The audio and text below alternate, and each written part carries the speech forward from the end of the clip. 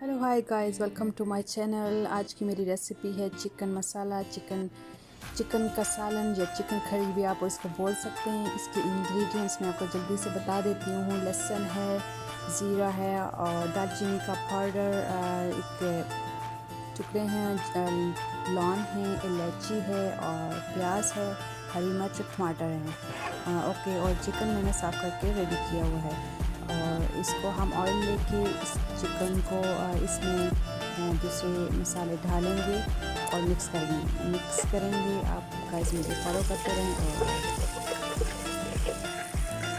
Mix करने के बाद मैंने इसको चिकन ऐड कर दिया, चिकन को अच्छी तरह मिक्स कर दिया ऑयल में। इससे चिकन की स्मेल ख़त्म हो जाती है। जब तक कि मैं प्याज को चॉप कर लेती हूँ और चॉप करके मैं इसको ब्राउन कर लूँगी।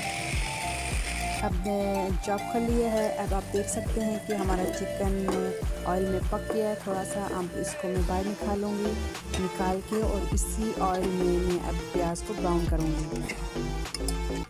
यस, प्याज को अच्छी तरह ब्राउन करके अब मैं इसको थोड़ा सा अदरक लहसुन को चॉप कर लेती हूँ जब तक प्याज ब्राउन होता। अब हमारा प्याज ब्राउन हो चुका है और गाइस हम इसमें अदरक लहसुन को मिक्स करेंगे अच्छी तरह मिक्स करने के बाद जब तक मैं टमाटर को चॉप कर लेती हूँ। और टमाटर को चॉप करने के बाद अब इसमें टमाटर को भी ऐड करना है।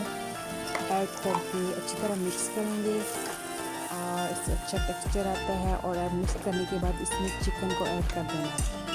चिकन को ऐड कर दिया है, अब इसको अच्छी तरह मिक्स करना है। और मिक्स करने के बाद इसमें रेड चिली और जो भी धनिया और नमक हस्बे ज़रूरत और कोरिएंडर पाउडर और ब्लैक पेपर, सब मसाले डाल के आप अपनी ज़रूरत के मुताबिक मसाले ऐड कर सकते हैं। और इसको अच्छी तरह मिक्स करके कुछ टाइम के लिए मैंने छोड़ दिया है जब तक हमारा ऑयल इसने देखें छोड़ दिया है। अब इसमें मैंने योगर्ट को ऐड किया।